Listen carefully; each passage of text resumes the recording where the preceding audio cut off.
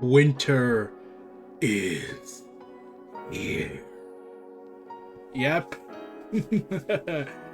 AEW Dynamite. Winter is coming. War is here and all that. Oh boy, we're gonna talk about this full show. Oh, it's a four match card show, and yet there's so much packed into this. Primarily the first match. But before I get to that, I would like to point out that today, at the time this video is recording, is Brodie's birthday. Joy. We are all elite, all elite, all elite, all elite. Yeah. Rest in peace, Brodie Lee, Luke Harper, John Hebner. I believe it's almost in about 2 weeks. It will be about a week or so, if I'm correct. Yeah, in about a week after the 19th of Sunday, it will be a full week before we have to remember that you passed away and left this world too soon for us, and your legacy will not be forgotten, man. So much could have been possible if he was still around. Like, imagine the talent he could be working with right now if he was still with us. So, the first match.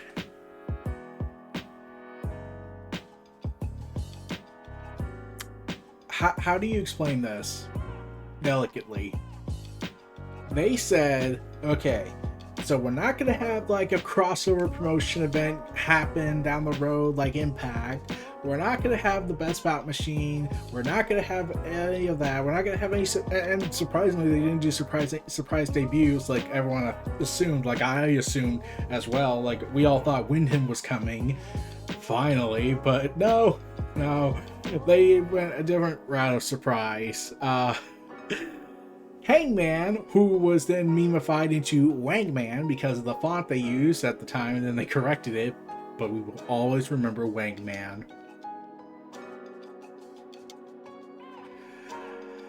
Even Bryan got involved in it, and Bryan is doing some awesome heel work. It's, in my opinion, it's better than the Planet's Champion stuff. And I don't mean that like, oh, the Planet's Champion stuff sucked. No. It was phenomenal.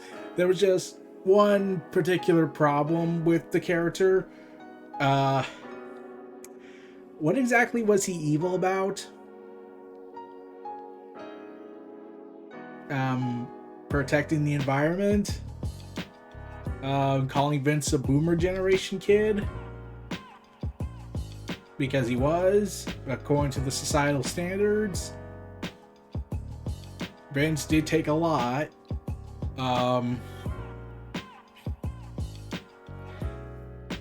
Yeah, what was so evil about the Planet's Champion, about our societal consumerism of food and products and junk food and our destruction of the environment? I mean, like, NFTs at this point will probably set Bryan into a triggered state of impotent, change it. But no, we finally got a Bryan we can actually boo on TV, not be like, we're booing him because we love Kofi, but you're kind of making good points, man.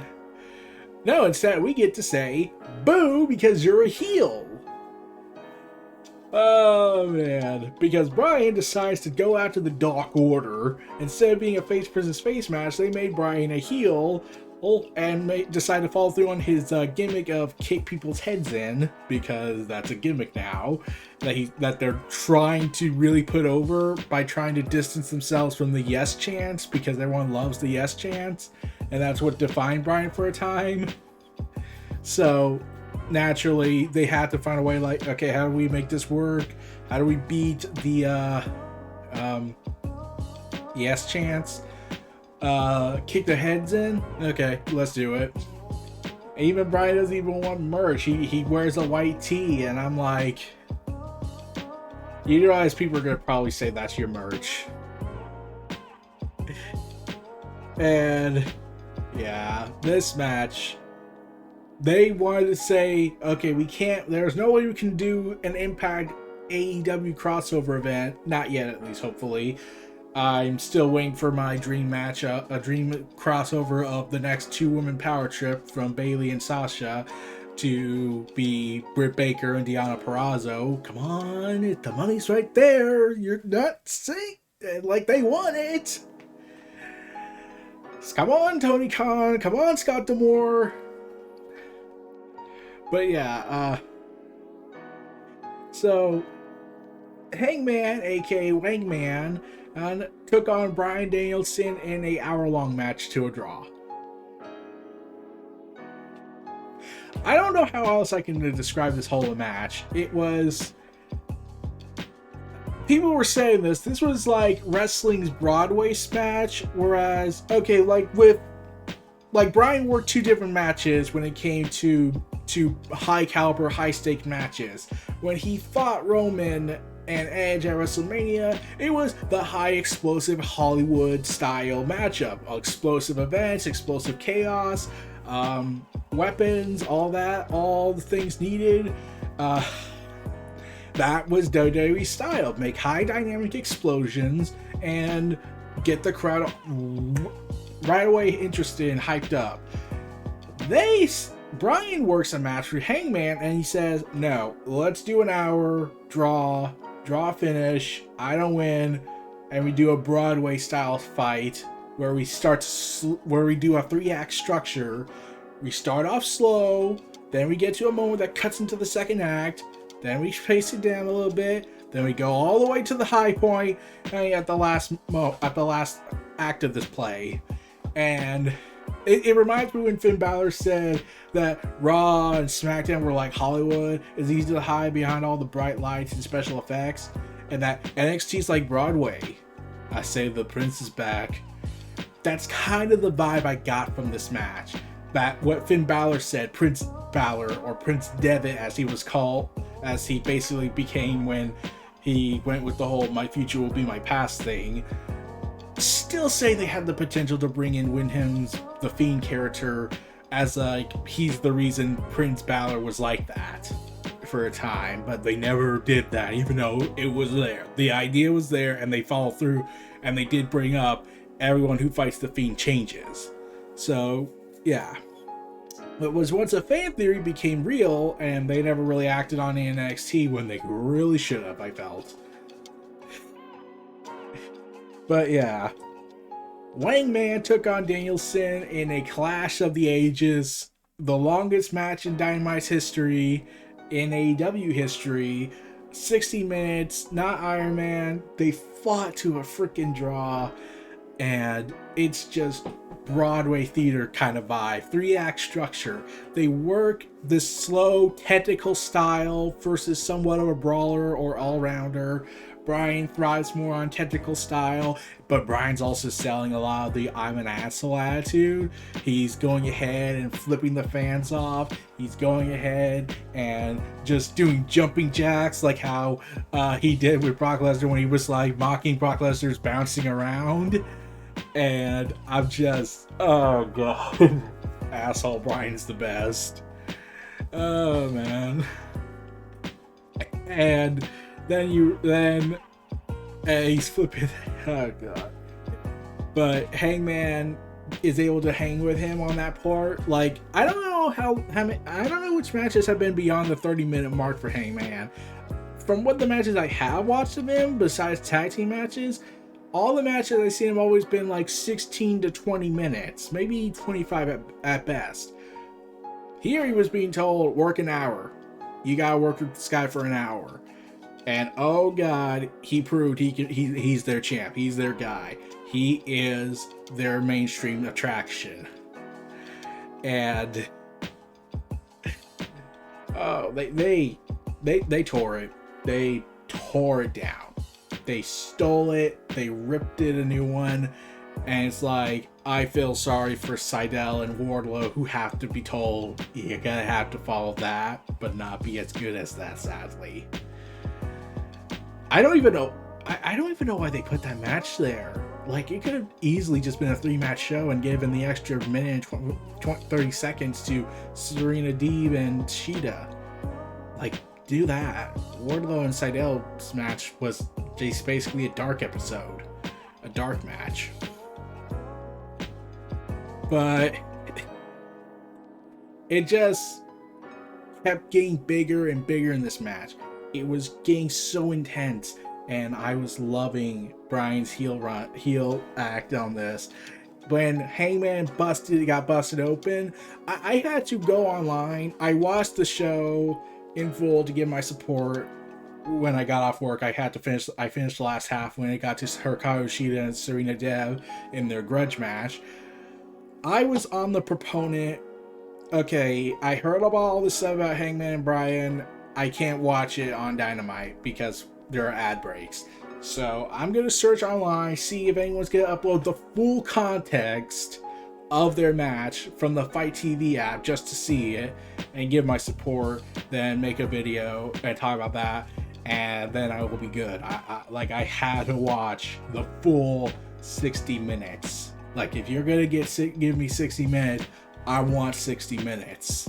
Because a lot of people were complaining about this in the States, that why do we have ad breaks going on? Why are there commercials? Why is this picture in picture? And meanwhile, the rest of the world is like, we have our AEW Plus subscription option. And they're probably mocking us, laughing at us while we have to sit and watch ad breaks, even on the streaming app of TNT. I need that AEW library content soon. Since there's rumors I might be doing that next year, or at least probably transition to HBO Max for a while. But we'll figure out as time goes on. But when Hangman got busted open, they took the whole break, a lot of the break, having Hangman sell the blood.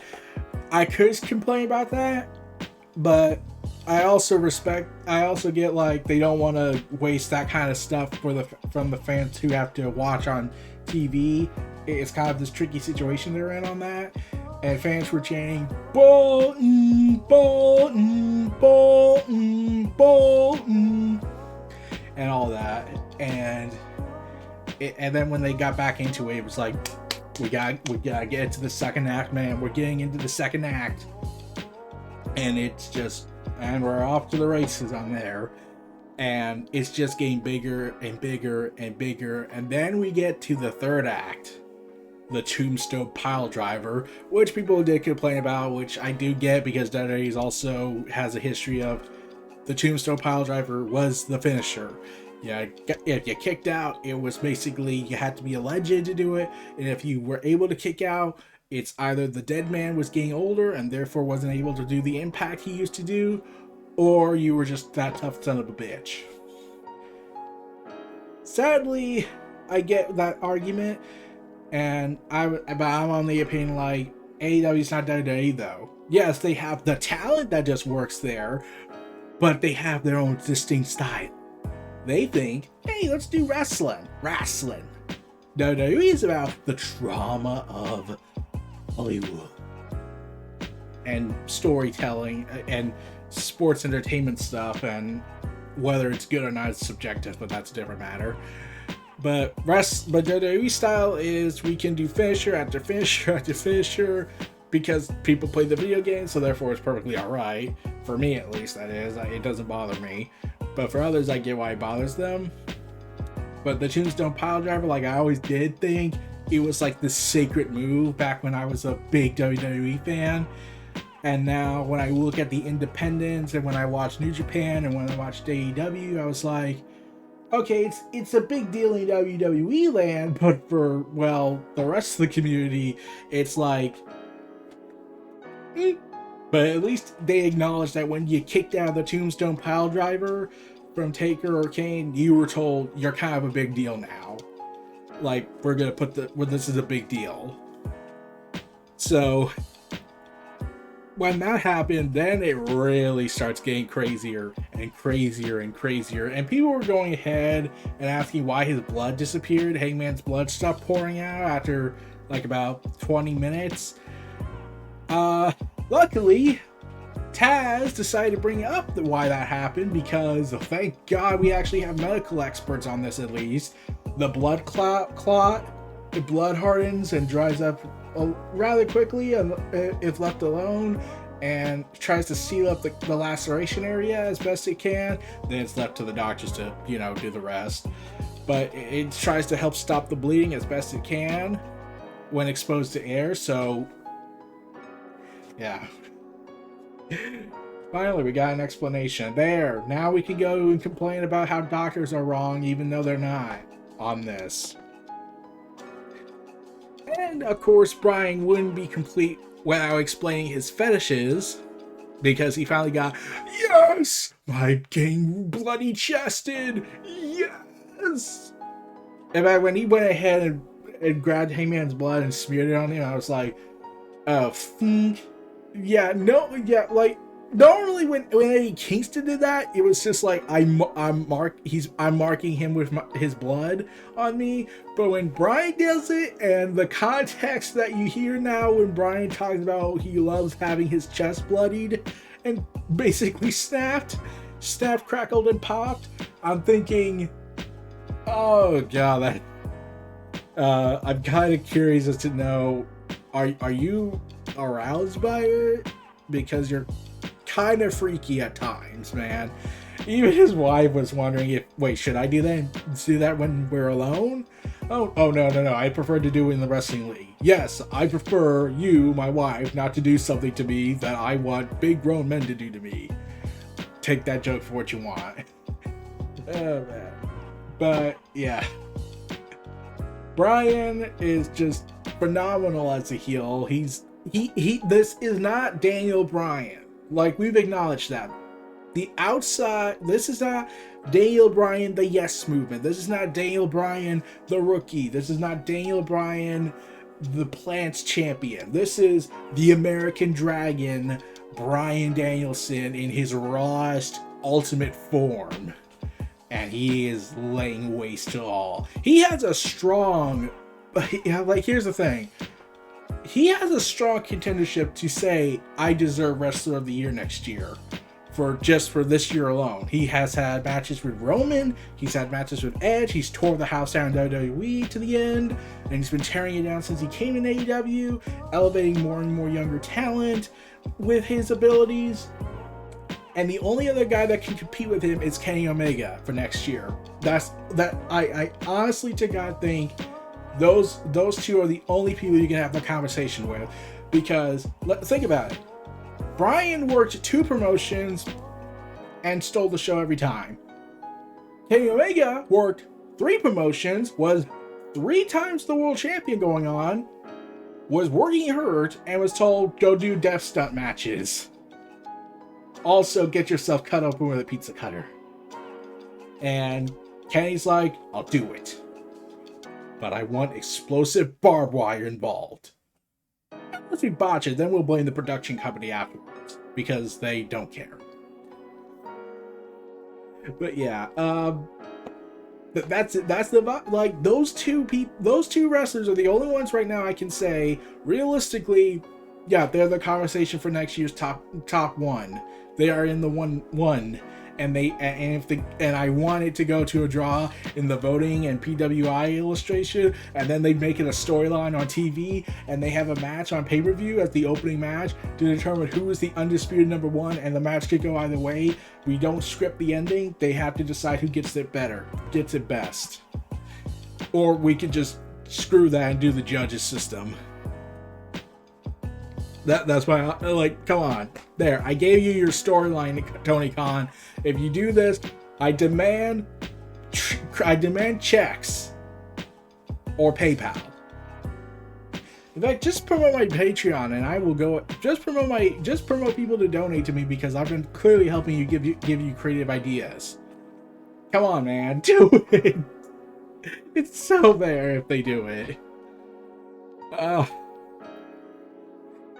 Like, I'm at 19 minutes and nearly at the 20 minute mark, and I'm still talking about the first match. That's how big this match was to me. And then Hangman and Bryan having put dissecting on their legs and arms, finally start to reach the climactic point of this story, fighting and duking it out, trying to do their finishers. Hangman doing a discus clothesline in honor of Brodie Lee. And Bryan, being the arrogant bastard that he is, there's only a matter of time until Pac comes in and says, "Only room for one bastard."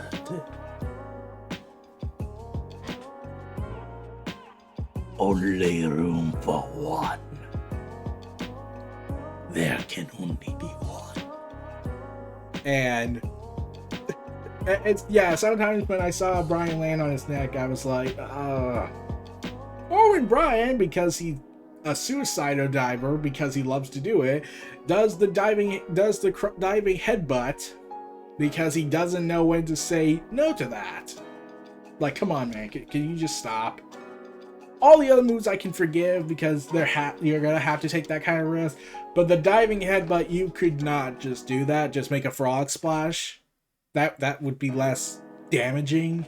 Come on, man, just do it. And then we get to the huge moment where Hangman, he almost had that match won. Just give it a few seconds after the buckshot lariat, he would have won. Had he had like 5 more seconds. And I honestly was kind of hoping they would argue with Tony Khan, "We're not finishing this yet. Restart the match now." Or, you know, they do what they could have done at AEW Full Gear 2019 with the judges system. I wish they kept that a little bit because we never had that kind of draw before up until this point. So I felt like that should have been finally reapplied to this, and then we could get a judges system for the next week just to get the anxiety rolling in and determine the winner. But yeah, but we gotta give our 1 minute and 20 and 30-second match with Sydal and Wardlow, with only really Shawn Spears trying to be the one to carry this matchup because he's being told, "Go out there and scream at him because MJF hired you as his monitor coach."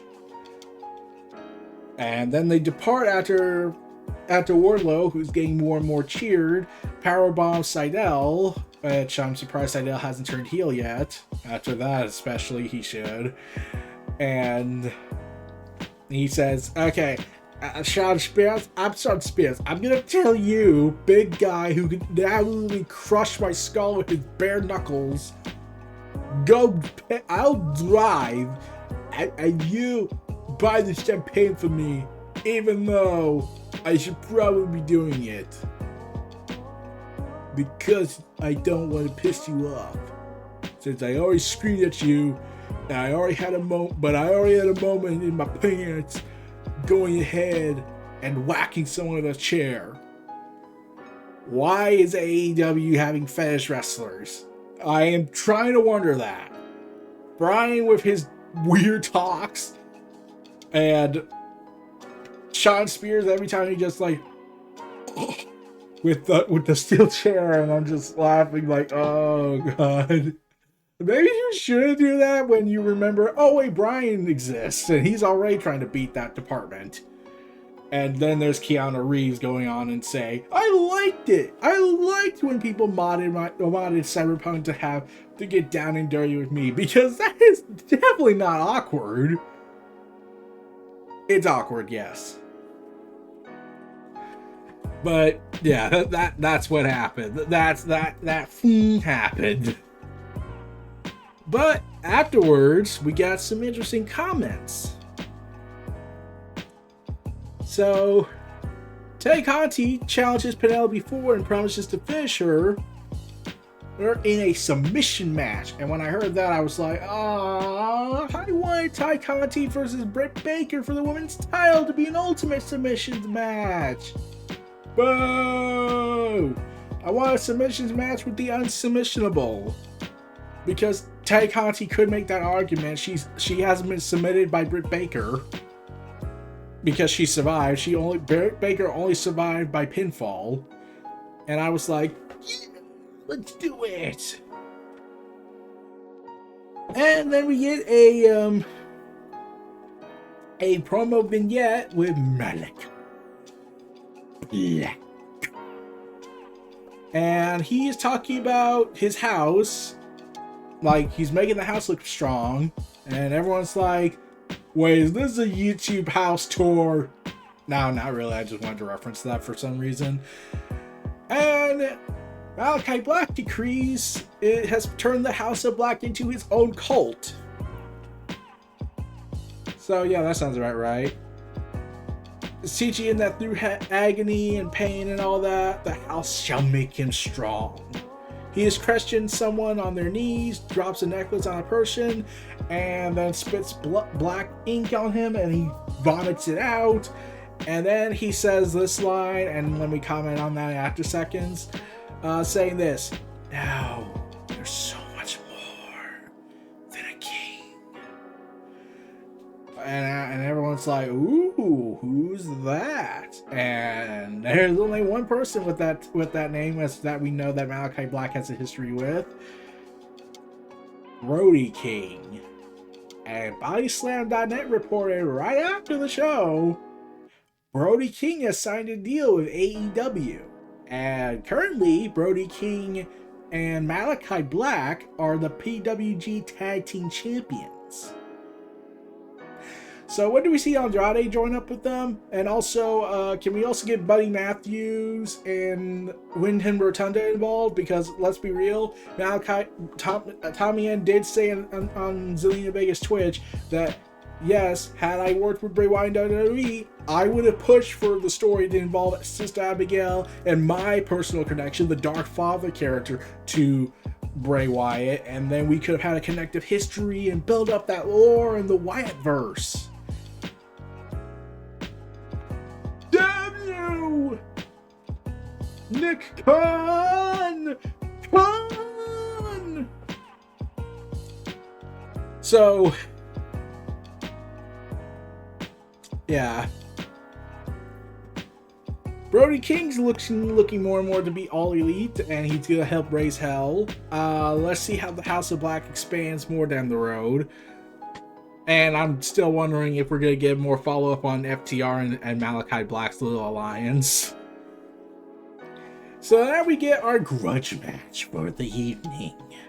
Hikaru Shida versus Serena Deeb. And they went at it for about a good 12 minutes and 30 seconds, if I recall correctly. And oh man, they have chemistry. They have insane chemistry in the ring. I'm like, Serena Deeb is definitely someone I want to see fight for the AEW Women's World Title. And heck, I actually wanted her to win the TBS championship before it was clearly pointing more and more towards Jade Cargill, but we'll see how that goes when she has to fight Ruby Soho or Thunder Rosa or vice versa or Reversia. I couldn't think of a proper word for reverse, so I just went with Reversia. But yeah. Serena Deeb, she, like, here's the thing, she was my pick to win the TBS title at the time, and then she lost in the first round, and I was like,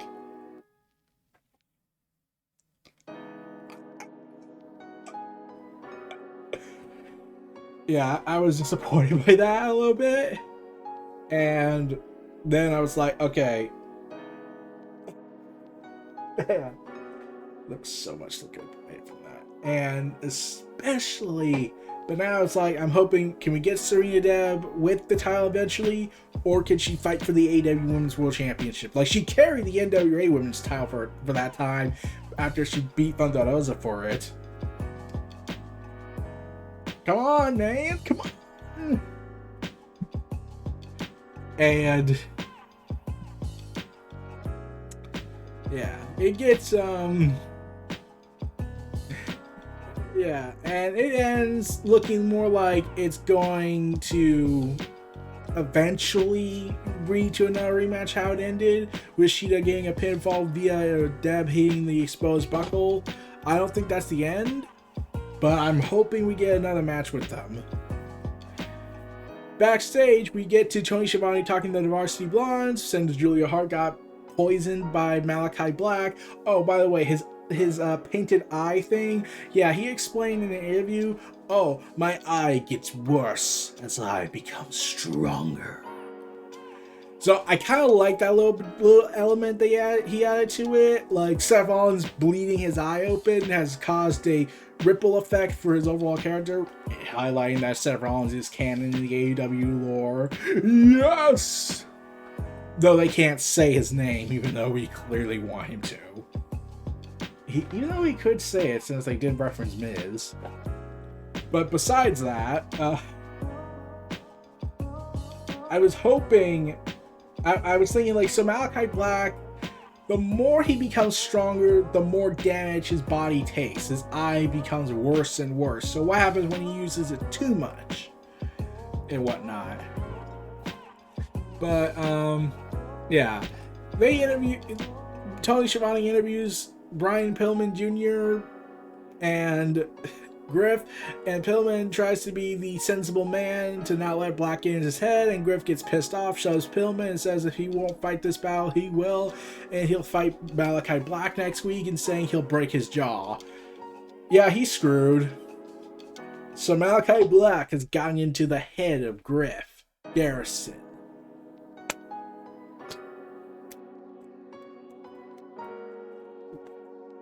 Yes. Meanwhile, Eddie Kingston is pissed, and because he can't rely on Moxley at the moment, you got this, man. He has to rally his new allies, Pride and Powerful, Penta and Phoenix, against 2.0 and whoever they pick. That happens on Rampage, so let me potentially ruin that with, since that is taped. Let's see. Okay, I thought for sure something interesting would happen, but that's beside the point. Guess we'll move on from that. Anyways, so yeah. Eddie Kingston is pissed. It decrees a 10-man tag team match to occur. So, yeah. MJF is with his tag team partners in the microphone, the love of his life, probably besides the Diamond Ring and inevitably the AEW World Championship. Still saying it's 2022. That's his year. He's gonna get it. It's gonna be a nightmare thing. And he goes ahead and mocks Texas and how they're anti-education. I want to say something, but I kind of don't want to at the same time. Just, if you look at my Twitter and just type in the search engine on Texas and what the recent policy of a school district was doing, you're kind of like, what the fuck? And it makes comments about oral, but I'm not going to say what oral. Then he goes ahead and goes out Punk, and then he goes for the throw when he calls Punk the new Ryback. And I was like, well, there goes Ryback ever joining AEW. I'm like, it was already clear when Punk joined, but damn, they went for the throw. Considering Punk keeps claiming back then that Ryback almost killed him on several occasions, which is telling how dangerous he could be. In terms of he's trying to be like he was the Nia Jax before there was a Nia Jax. But yeah. MJF vowing he's gonna be the one who dethrones everything, and he's not Punk, and that he doesn't care about the younger talent. He is the only top talent that's young that matters, and he is about to become a 3-time Dynamite Diamond Ring champion. So at least they're taking it more seriously. He says Dante has the verbal ability of Helen Keller. Wow. And he can say he can beat Dante with a headlock takeover. He doesn't claim to be the best in the world, just is. Yeah, so this was the main event. And yeah, MJF was just there to be the plot point for Dante Martin's war against Team Taz, and also to retain the Diamond Ring. And it's after that FTR come out and hoist MJF on their shoulders, and you're thinking, okay, so this is when the Briscoes show up, because after what happened at Ring of Honor Final Battle a few nights prior, you would think, yeah, that's the route they're going. Nope, it's Sting and Darby Allin, because they also have beef with FTR, and they start fighting. MJF low blows Sting, and then he rushes to Darby, punches over and over. CM Punk comes out, and he's wearing a very particular shirt that probably pisses off somebody. Punk comes in and saves the day, and it's decreed that that next week it will be Team Punk, Darby Allin and Sting versus MJF and the FTR, the Pinnacle. So, yeah.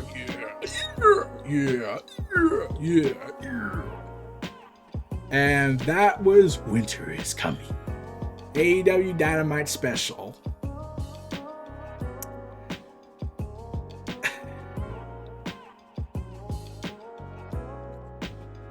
Oh man! Despite how good it was, let's be real. We're really talking about Bryan Danielson versus Wankman Page. Sorry, Wankman. I have to say it because it was so funny. Man. It's so fun. It's just so fun. And I haven't been watching WWE. I keep track on them from time to time. I talk about the BS news stuff that comes out about them. But I haven't been watching, and I feel so refreshed for doing that. Like, I've even been, like I said, and I haven't watched NXT. I kind of gave up on a lot of things with WWE. Still keep track of them, and would probably talk about them if I wanted to, but I just haven't felt the interest to do it. But when I watch AEW, I'm just so excited. I feel like a kid again. I feel like I'm a kid again, and I'm not going to get pissed off when I have to watch a show. Oh, and not for the right reasons. But yeah, it's good. Winter's Coming to me was a big success. I wish it got 1 million views, but we have circumstances in that same time system, but I don't know why. I'm not an expert on that department. On networks and metric data, but at least we have streaming platforms, and then afterwards Nelson Ring will be updated finally after like 50 freaking years. And we can finally move forward with our lives. And finally get the travelers to shut up about the Nelson system being 100% accurate, even though it's clearly not, and streaming metric data are missing. So, yeah. But AEW continues to prove to be a massive success. Popularity. Hangman Page goes ahead and takes the show. And sadly, there were no sign of Hook, even though he's currently the top selling talent on Pro Wrestling Tees, having surpassed CM Punk. Now we will build a story to it. Oh, and I gotta be real. I said this a lot of times during on Twitter when I was hearing about the commercial breaks for the opening match. I am amazed AEW has not partnered with an ExpressVPN or any VPN service just to tell people, oh, by the way, AEW Plus, it's not commercial. It's only $5 a month, so use that VPN, Americans, and then you could be having some fun over there with the rest of the world. And just go off the races with that. But sadly, I'm surprised they haven't done that yet, because I'm pretty sure ExpressVPN especially would be interested to do that.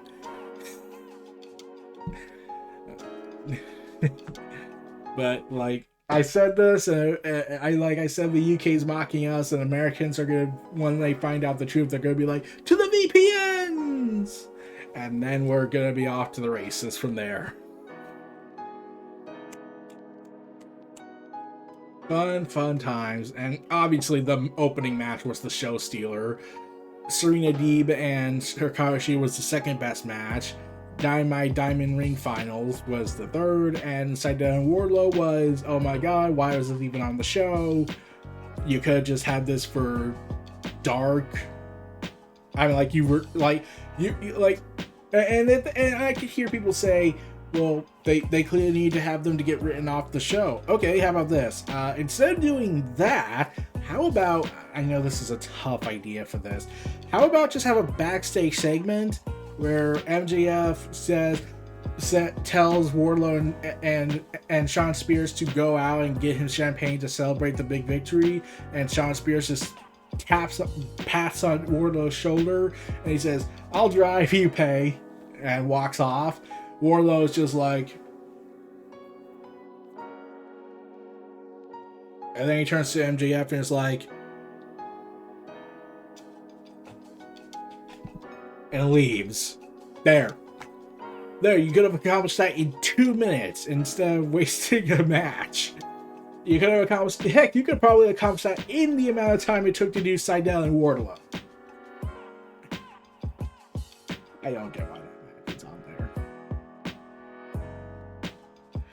So, that's about, this was Near Reality, the WrestleVerse presenting AEW Winter is Coming Dynamite Special, and oh boy, I can't wait for the fallout. And the reason why we didn't get any surprises is because Tony Khan says, oh, I'm not gonna have them at Winter's Coming. No. We're gonna have them over several shows. We have a plan here. Yes! I'm fired up again. That makes you want to see it. So, yeah. Last but not least, I did want to say this. Bryan and Hangman's draw, people were mad about that. There were people that were mad about it. I wasn't bothered by it because we got 60 minutes content and it wasn't ending in a DQ or count out like that other place likes to do to piss us off, to extend the storyline and not be like 20 minutes when they could have went for 30. And also it gives you that hype up factor of, oh man, I can't wait for the next match between the two. Especially Bryan Danielson's gonna use this as an excuse to say I was to survive. I could have won after I got knocked out, but I could have won. Oh, and I also loved how he freaked out a little bit when he saw Hangman kick him, and he was like, "You son of a bitch, you stole my move. Hunt you in your dreams." So, yeah. Man, these are fun times. Keep the legends alive, boys. Keep the legends alive.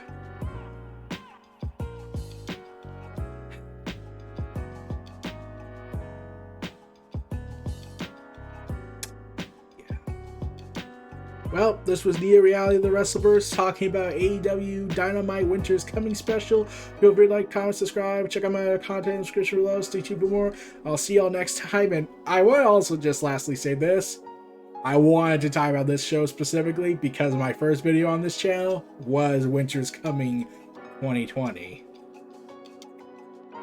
Way to go.